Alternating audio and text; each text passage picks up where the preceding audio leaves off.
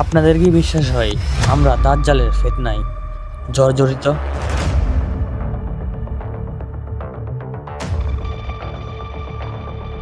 আপনি জানেন কি, হযরত মুহাম্মদ সাল্লাল্লাহু আলাইহি সাল্লাম বলছে, শেষ জামানায় সুদের ফিতনা থেকে কেউ রক্ষা পাবে না।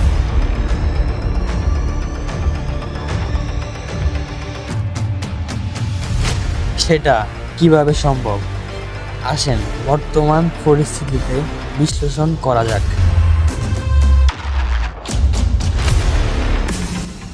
আসসালামু আলাইকুম রহমতুল্লাহি ওবারাকাতুহু।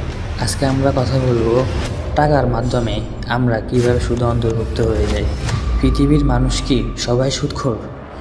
ইনশাআল্লাহ আজকে আমরা এই বিষয়ে কথা বলবো। আপনাদের সাথে আছি আমি, আমার সাথে আছে অদ্ভুত জীবন। চলেন শুরু করা যাক। প্রথমে আমরা হাদিস দিয়ে শুরু করলাম ইনশাআল্লাহ। আমাদের প্রিয় নবী হযরত মুহাম্মদ সাল্লাল্লাহু আলাইহি সাল্লাম বলছে, যারা সাক্ষী থাকে, যারা লিখে রাখে এবং কি যারা সুদের সিটাকুটার সাথে যুক্ত থাকে তারাই সুদখোর। দ্বিতীয় হাদিস,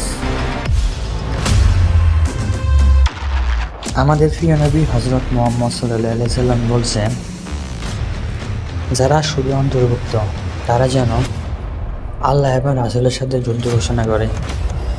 আরেকটা হাদিসে আছে মায়ের সাথে জিনা করা বা পরকীয়া করা। এখন আসেন টাকার মাধ্যমে আমরা কিভাবে সুদে অন্তর্ভুক্ত হই এটা ক্লিয়ার করি। প্রথমে আমি প্রশ্ন দিয়ে শুরু করলাম, আপনি কি টাকা ছাপান? আপনি কি টাকা তৈরি করেন? এই টাকা কোথা থেকে আসে? এই টাকা আপনাকে কে দেয়? আপনি আমাকে বলতে পারেন, ভাই আমি মালিকের আন্ডারে কাজ করি, মালিক আমাকে টাকা দেয় মাস শেষে। এখন আমি আপনাকে প্রশ্ন করি, আপনার মালিক কি টাকা ছাপায়? আপনার মালিক কি টাকা তৈরি করে? উত্তর না।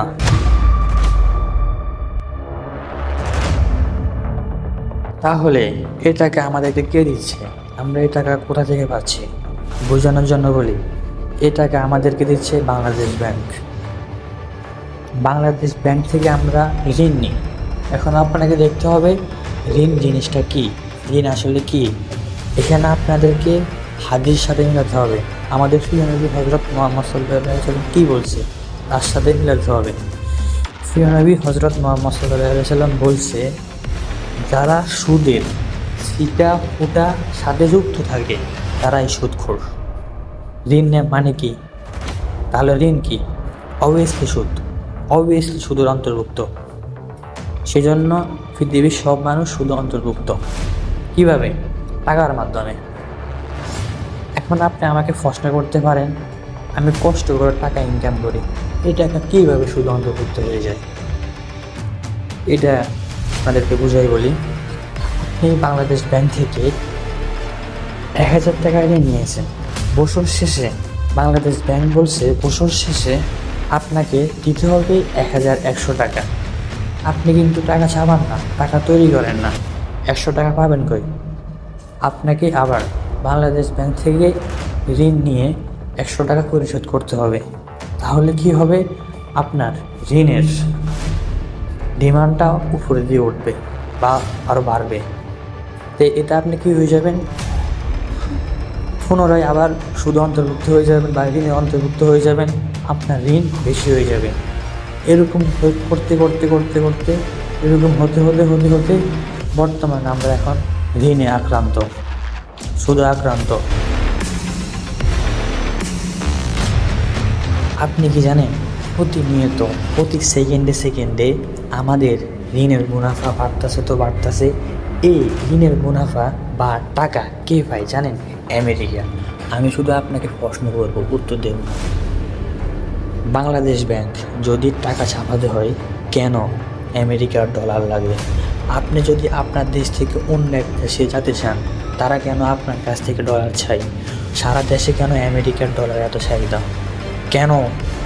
উত্তর আপনারা নিজেই বের করে রাখুন। এটা রাজনৈতিক বিষয়, সেজন্য আমি এটা নিয়ে সামনে আগালাম না। এখন আসেন, এই সব কিছুর কারিগর হচ্ছে একজন ব্যক্তি বা একজন মানুষ, তিনি হচ্ছেন দাজ্জাল। কি চমকে গেছেন না? অবভিয়াসলি দাজ্জাল। কারণ দাজ্জালের পৃথিবীটা আগমন হয় নাই, এখন আগমন করে নাই, কিন্তু তার যে স্বপ্ন, তার যে প্ল্যান, সেটা চলমান হয়ে গেছে, অলরেডি চলতেছে। আপনি দেখেন না কিয়ামতের আলামত? দেখেন না? একটা প্রশ্ন করে আজকের ভিডিও শেষ করব, সেটা হচ্ছে বর্তমান যুগ দাজ্জালের সংবিধানে চলে। একটু ঘুম থেকে উঠুন, চোখটারে বড় বড় করে তাকিয়ে পৃথিবীটা দেখুন। আসলে পৃথিবীটা চালাচ্ছে কে? আপনি কি জানেন আমরা দাজ্জালের সংবিধানে পৃথিবী চালাচ্ছি, কোরআনের না? এখন আসেন, আপনি আমি কিভাবে টাকা থেকে মুক্তি পাবো, সুদ থেকে মুক্তি পাবো, ঋণ থেকে মুক্তি পাবো? সেটার উত্তর আমার কাছে একটাই আছে, সেটা হচ্ছে আপনাকে টাকা ব্যবহার করা অফ করে দিতে হবে, সুদ নেওয়া অফ করে দিতে হবে, ঋণ নেওয়া অফ করে দিতে হবে।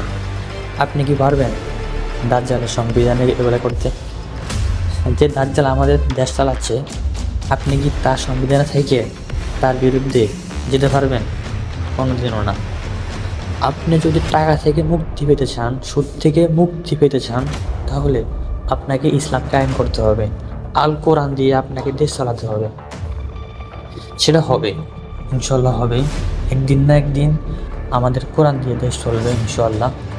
জানি না কবে, আল্লাহ পাকই ভালো জানে। ভালো থাকবেন, সুস্থ থাকবেন। অবভিয়াসলি কোনো কাজ করার আগে নিজেকে প্রশ্ন করে কাজ করবেন। আসসালামু আলাইকুম।